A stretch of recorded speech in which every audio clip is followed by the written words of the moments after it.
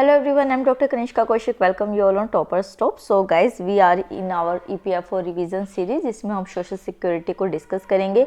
Basics हमारा social security का हो चुका है, जो स्टूडेंट्स फर्स्ट टाइम इसको देख रहे हैं, और 4-5 एक्ट्स भी हो चुकी है। आज हम डिस्कस करेंगे द इक्वल रिम्यूनरेशन एक्ट्स के बारे में। ठीक है, ये वाला जो सोशल सिक्योरिटी का सिलेबस है ये हमारा 3-4 दिन में ख़त्म हो जाएगा। So it's good news guys कि हम अपना एक सब्जेक्ट कंप्लीट कर देंगे। उसके बाद जो है मैं सोच रही हूँ कि इंश्योरेंस को शुरू करते हैं, क्योंकि अभी जितने भी पब्लिकेशन मार्केट में आ रखे हैं उनमें इंश्योरेंस को एक सेपरेट टॉपिक की तरीके से दे रखा है। छोटा सा सिलेबस है इंश्योरेंस का, तो मैंने सोचा कि इसके बाद इंश्योरेंस को ही खत्म कर देते हैं, ताकि इस मंथ में एटलीस्ट आपके 3 सब्जेक्ट्स पूरे हो जाए। हमारे एक और सब्जेक्ट है वो भी पूरा होने वाला है। ठीक है, तो आपके रिवीजन के 3 सब्जेक्ट इसमें पूरे हो जाएंगे। तो चलिए वीडियो को शुरू करते हैं। सबसे पहले हम देखते हैं कि ये वाली जो फर्स्ट लाइन अपने सामने आप देख रहे हैं कि equal pay of equal work जो है वो किस तरीके का राइट है। ये फर्स्ट लाइन आपके लिए बहुत ज़्यादा इम्पोर्टेंट है, क्योंकि अभी 2017 में जो अपना ईपीएफओ का पेपर हुआ था उसके बाद 4 साल बाद हो रहा है 21 में, तो इस बीच में जो है सिविल सर्विसेज में 2 इस तरीके के क्वेश्चन पूछे जा चुके हैं। जैसे कि एक सिंपल सी चीज़ थी जो मेरे को अभी क्वेश्चन याद आ रहा है, जो सिविल सर्विसेज में आई थिंक 18 में था या 19 में था। ये आया था कि अगर कोई लड़की जो है वो अपनी विश के अकॉर्डिंग शादी करना चाहती है किसी पर्सन से, तो वो किस तरीके का उसका राइट होगा। तो इस तरीके के एनालिटिकल क्वेश्चन अभी पूछे जा रहे हैं, तो इस वजह से ये पूछा जा सकता है आपसे कि equal pay for equal work जो है वो किस तरीके का राइट है। तो आपको याद रखना है कि equal pay for equal work जो है वो आपका एक कॉन्स्टिट्यूशनल राइट है, ना कि एक फंडामेंटल राइट है। तो वहां पे अगर ये आएगा तो आप इसी को टिक करेंगे, कॉन्स्टिट्यूशनल राइट को, फंडामेंटल राइट को नहीं करेंगे। क्योंकि अगर आपको इक्वल पे नहीं मिल रही है तो उसके लिए जो है वो आप जाके, फंडामेंटल का क्या नेचर मतलब हो गया कि आप कोर्ट में जाके एनफोर्स कर सकते हो उस चीज़ को, जस्टिसेबल वो चीज़ हो जाएगी कि मेरा ये जो राइट है ये खनन होना है। बट ऐसा नहीं होता ना। नॉर्मली एस्टेब्लिशमेंट में आप देखो कि जो फीमेल और मेल है उसकी सैलरी के अंदर कितना डिफरेंस कर दिया जाता है, तो हर कोई फीमेल वहां पे जाके कोर्ट में नहीं खड़ी होती है। तो इस वजह से ये एक कॉन्स्टिट्यूशनल राइट होगा, ना कि एक फंडामेंटल राइट होगा। ठीक है, नेक्स्ट आते हैं कि इक्वल रिम्यूनरेशन जो होता है मैन एंड वीमेन का, क्या वो किसी क्वालिफिकेशन के बेसिस पे होता है? तो देखिए ऐसा नहीं होता। विदाउट एनी क्वालिफिकेशन जो है वो सैलरी सेम होनी चाहिए। मतलब ये नहीं है कि मतलब एक मैनेजर और पीएन की सैलरी को मैं सेम बता रही हूँ।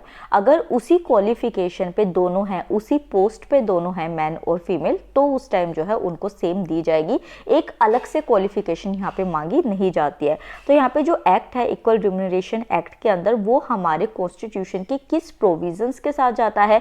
तो जो directive principle of state policy है उसके अंदर आर्टिकल 39 है, उसमें ये चीजें मेंशन की गई है कि जितना एक मेल को पे किया जाएगा एक काम के लिए, उसी फीमेल को जो है अगर वो उसी पोस्ट पे है तो उसको भी इक्वल पे किया जाएगा। तो आर्टिकल 39 जो डीपीएसपी का है वो आपको याद रखना है। ठीक है, नेक्स्ट आते हैं कि इस एक्ट के ऑब्जेक्टिव क्या है। तो सबसे पहले बिल्कुल सिंपल, हमें नाम से पता चल रहा है कि हम इक्वालिटी की बात कर रहे हैं। तो इक्वालिटी की क्या बात है कि जितनी भी मैन और वीमेन वर्कर है उनको इक्वली पे किया जाए। इस एक्ट के अकॉर्डिंग ये उसका एम है। दूसरा क्या है कि आपने पे तो कर दिया, पर कई जगह ऐसा भी हो सकता है कि कोई इस एक्ट को ना माने, इसके प्रोविजंस को फॉलो ना करे। तो उस टाइम में ये देखना कि कोई भी डिस्क्रिमिनेशन ना हो, उसको प्रिवेंट करना भी इसी एक्ट के एम के अंदर आएगा। तो to prevent discrimination on the ground of sex against women in matter of employment. तो सेक्स के ग्राउंड के बेसिस पे कि फीमेल है उसका अलग जेंडर है एक मेल के कंपेरिजन में, तो इस बेसिस पे उसके साथ डिस्क्रिमिनेशन ना हो।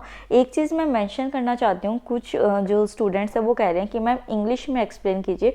देखिए हिंदी मीडियम के जो स्टूडेंट्स हैं पहले ही उनके लिए कंटेंट नहीं है, ऊपर से बहुत सारे स्टूडेंट्स जो है वो हिंदी एक्सप्लेनेशन में ही कंफर्टेबल होते हैं। तो इस वजह से मैं इंग्लिश एक्सप्लेनेशन नहीं कर सकती, क्योंकि हिंदी मीडियम के स्टूडेंट्स जो होंगे उनके लिए बिल्कुल ही एक तरीके से जो सोर्सेज है वो ख़त्म हो जाएंगे अगर मैं इंग्लिश में एक्सप्लेन करने लगी। तो अभी मैं अपोलॉजी कर सकती हूँ। अगर हमारे पास हिंदी के रिसोर्सेज आ जाएंगे प्रॉपरली तो फिर मैं शायद आपकी इस रिक्वेस्ट को कंसिडर कर सकूँ। नेक्स्ट आता है to provide increasing opportunity to women. तो यहाँ पे जब हम डिस्क्रिमिनेशन को एंड करने की बात कर रहे हैं, हम कह रहे हैं कि इक्वल पे हम दे सके, तो इंक्रीजिंग अपॉर्चुनिटी एक फीमेल को होगी, ये भी इसका एम हो जाएगा। और उसी के साथ ये देखने के लिए कि जो वीमेन है उसको अपॉर्चुनिटीज़ मिल रही है या नहीं मिल रही है, उनके अगेंस्ट कोई डिस्क्रिमिनेशन तो नहीं हो रहा है, एक एडवाइजरी कमेटी भी इस एक्ट के अंदर जो है सेटअप की गई है, जिसको हम आगे पढ़ेंगे। ठीक है, सेलिएंट फीचर्स की बात करते हैं तो ये एक सेंट्रल लेजिस्लेशन है जो कि होल ऑफ इंडिया के ऊपर इम्प्लाई होता है। होता है। तो मैं हमेशा आपको बताती हूँ सोशल सिक्योरिटी के अंदर कि आपको ये याद रखना है कि किस एरिया में कौन सा प्रोविज़न इम्प्लीमेंट होगा या नहीं होगा। उसी के साथ जो है ये एम्प्लॉयर को रिस्ट्रिक्ट करता है। देखिए मान लीजिए एक सिंपल सी चीज़ देखिए कि अगर कोई फीमेल है, ठीक है, उसने अपनी स्टडीज़ पूरी की है पर उसके घर में हाउस होल्ड जो उसका वर्क है और जो उसकी फैमिली है, चाहे वो उसकी इन लॉज फैमिली है या उसकी अपनी खुद की फैमिली है, वो उसको अलाउ नहीं कर रही जॉब करने के लिए, पर उसको जॉब करने का मन है। तो उस टाइम वो किसी एस्टेब्लिशमेंट के अंदर जाएगी या फिर वो बहुत नीडी है, उसको फाइनेंशियल रिसोर्सेज की कमी है, तो वो किसी कंपनी के अंदर जाएगी और जो वहाँ की कंपनी का एम्प्लॉयर होगा वो क्या देखेगा कि यार इसको तो ज़रूरत है, तो चल मैं इसको ना 3-4 हज़ार रुपये कम दे देता हूँ। और उसको ये भी पता है कि उसको जॉब की ज़रूरत है उस लेडी को, तो वो उसको इस तरीके के एग्रीमेंट में लाएगा, कुछ ऐसे प्रोविजंस बताएगा जिससे वो जो फीमेल है वो अपने अंदर स्किल्स होते हुए भी, क्वालिफिकेशंस होते हुए भी कम सैलरी में काम करने को तैयार हो जाएगी। तो इस एक्ट के अंदर एम्प्लॉयर को रिस्ट्रिक्ट किया गया है कि वो ऐसे कोई भी टर्म एंड कंडीशंस को क्रिएट ना करे, कोई भी ऐसा कॉन्ट्रैक्ट ऑफ सर्विस या वर्क जो है वो ना करे जो कि कॉन्ट्रेरी हो, मतलब कि ओपोजिट हो equal pay for equal work के डॉक्ट्राइन के अगेंस्ट। तो यहाँ पे एम्प्लॉयर के ऊपर भी रिस्ट्रिक्शन लगाई गई है।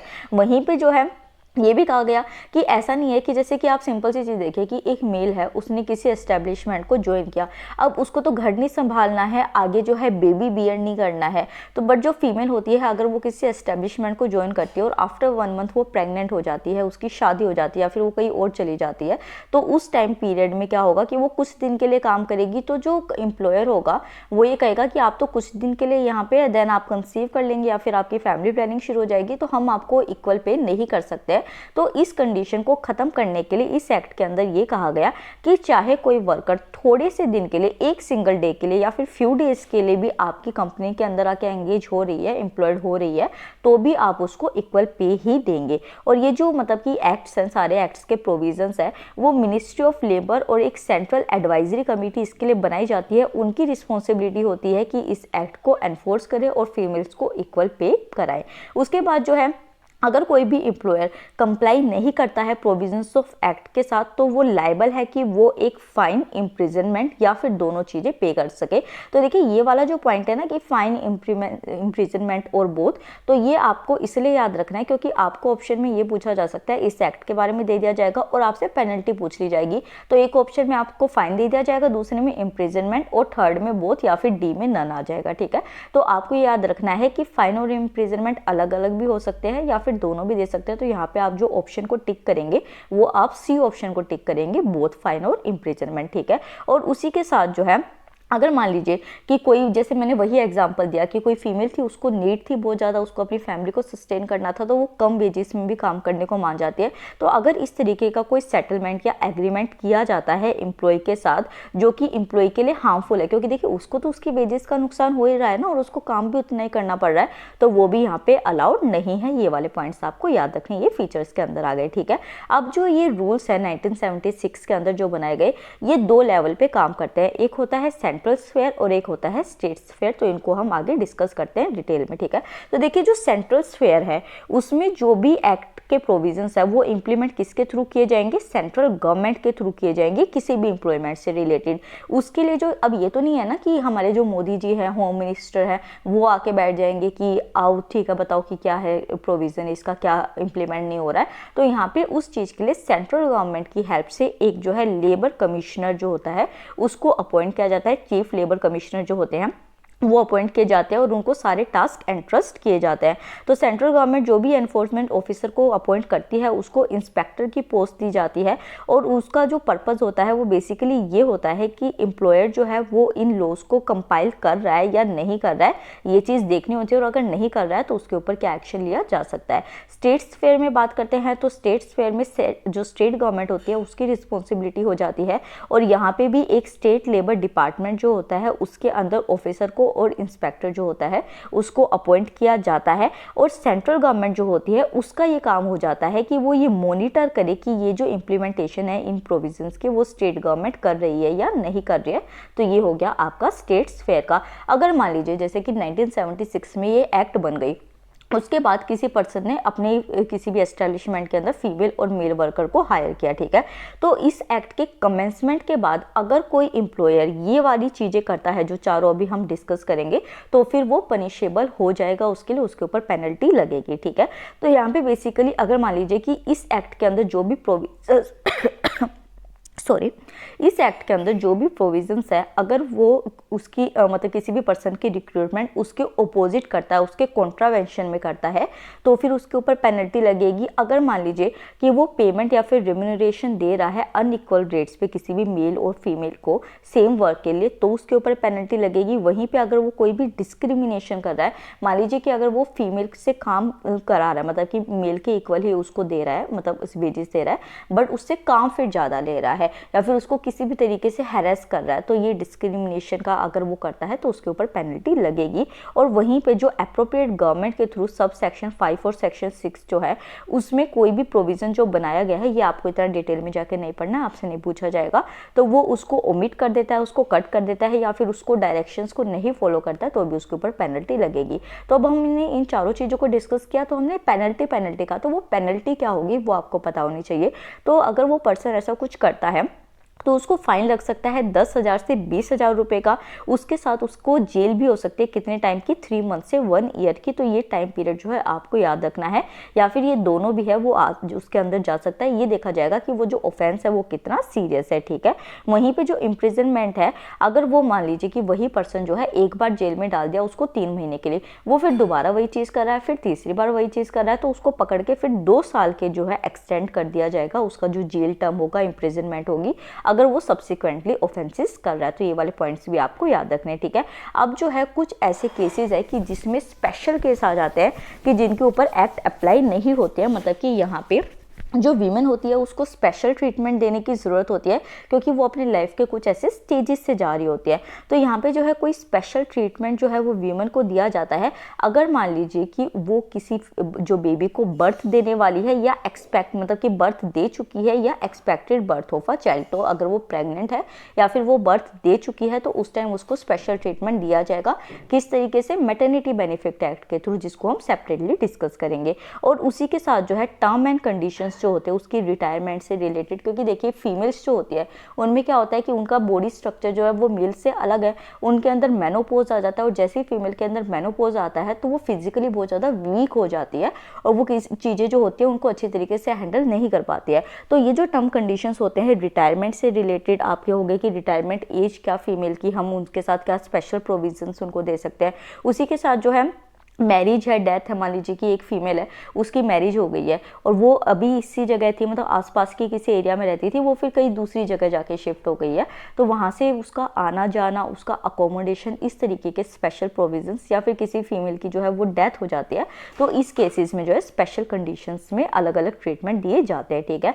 वहीं पर जो अभी हम डिस्कस कर रहे हैं रिम्यूनरेशन क्या है, उसका एक डेफिनेशन हमें जाना जरूरी है, क्योंकि एम्प्लॉय, एम्प्लॉयर हो गया, एस्टेब्लिशमेंट हो गया, ये सभी एक्ट्स में हम इक्वल डेफिनेशंस देखते आ रहे हैं, तो उनको बार बार रिपीट करने की जरूरत नहीं है। यहाँ पे हम रिम्यूनरेशन से बात करते हैं, तो देखिए जो भी रिम्यूनरेशन की हम बात करें वो बेसिकली क्या है, एक बेसिक वेज जो है, और उस बेसिक वेज या सैलरी के अंदर अगर आप एडिशनल एम्यूलमेंट्स कर देते हैं, मतलब कि जो एडिशनल बेनिफिट्स या फिर अलाउंसेस जो है वो ऐड कर देते हैं, जो कि कैश या काइंड किसी भी फॉर्म में पे किया जा सकता है, उसको हम रिम्यूनरेशन कहेंगे, ठीक है।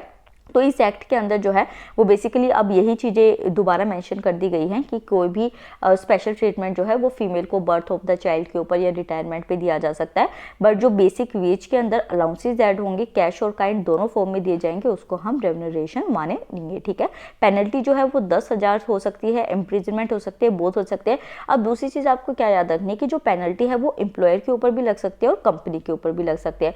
मान लीजिए कि एम्प्लॉयर है वही जो जिसने कि रिक्रूट किया उस पर्सन को, वही कंपनी को हैंडल कर रहा है, तो उसके ऊपर पेनल्टी लग जाएगी, पर उसकी जगह कंपनी को मतलब कि आगे चलाने के लिए जो है किसी भी एक पर्सन को रिस्पॉन्सिबिलिटी दी गई है कि आपको आगे चलानी है ये जो कंपनी है, तो उस टाइम में अगर वो इस तरीके के कोई प्रोविजंस को वायलेट कर रहा है, तो हर वो जो पर्सन जो कि at the time of offence in-charge है उस कंपनी का, उसको जो है ऑफेंस की गिल्टी भरनी पड़ेगी, पेनल्टी उसके ऊपर लगेगी। अब तक वीडियो पसंद आई है तो चैनल को सब्सक्राइब कीजिए, वीडियो को लाइक कीजिए और शेयर कीजिए ताकि चैनल की ग्रोथ हो। नेक्स्ट देखते हैं एडवाइजरी कमेटी के बारे में। तो हमने स्टार्टिंग में क्या डिस्कस किया था कि वीमेन के अगेंस्ट डिस्क्रिमिनेशन ना हो, उसको इक्वल वेजेस मिले, उसी के साथ ये भी देखना है कि जो वीमेन है उसकी एम्प्लॉयमेंट अपॉर्चुनिटी वो भी इंक्रीज हो, और उसके लिए क्या एस्टेब्लिश की गई, एडवाइजरी कमिटीज़ की गई।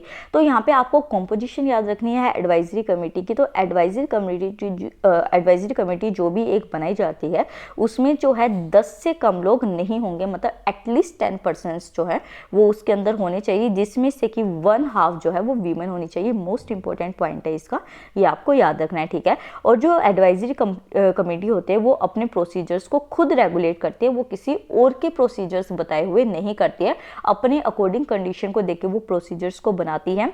वहीं पे जो अप्रोप्रिएट गवर्नमेंट होती है वो एडवाइस करती है एडवाइजरी कमेटी को कि क्या आप किसी एस्टैब्लिशमेंट और जो एम्प्लॉयमेंट अपॉर्चुनिटी है या फिर जो वीमेन वर्कर्स है उनसे रिलेटेड जो है क्या क्या प्रोविजंस ला सकते हैं, किस तरीके से आपको चेकिंग करनी है और किस तरीके से आप उनको जस्टिस दिला सकते हैं या फिर जो एम्प्लॉयर है उसको प्रोविजंस मनवा सकते हैं। तो ये सारी चीज़ें किससे बताई जाएगी, एडवाइजरी कमेटी को अप्रोप्रिएट गवर्नमेंट के थ्रू बताई जाएगी, जो भी अप्रोप्रिएट गवर्नमेंट सही समझती है। तो हमने इस एक्ट को यहाँ पे डिस्कस किया। एक चीज़ मैं आपको बता दूं कि जो हिंदी मीडियम का कंटेंट है यही वाला सेम जो है, स्पेसिफिकली मैंने लेबर मिनिस्ट्री की ऑथेंटिक साइट से ऑफिशियल डॉक्यूमेंट जो है अब मैं टेलीग्राम चैनल पे पोस्ट करूंगी जस्ट अभी इस वीडियो के पोस्ट होते ही। तो जो हिंदी मीडियम के स्टूडेंट्स हैं वो अभी तक इतना तो समझ ही चुके होंगे, वो वहाँ पे जाके उसको रीड करेंगे एक बार इसे समझने के बाद, और आपको वो बिल्कुल क्लियर हो जाएगा। फ़ॉन्ट उसका बहुत छोटा था तो मैं डायरेक्टली इसमें इंसर्ट नहीं कर सकती थी उसको, तो इस वजह से वो मैंने वहाँ पोस्ट कर दिया। टेलीग्राम चैनल का लिंक जो है वो आपको डिस्क्रिप्शन बॉक्स में मिल जाएगा, तो आप उसको जाके जरूर रीड करें हिंदी मीडियम के स्टूडेंट्स के लिए। तो आई होप आपको ये वीडियो पसंद आई होगी। Thank you so much.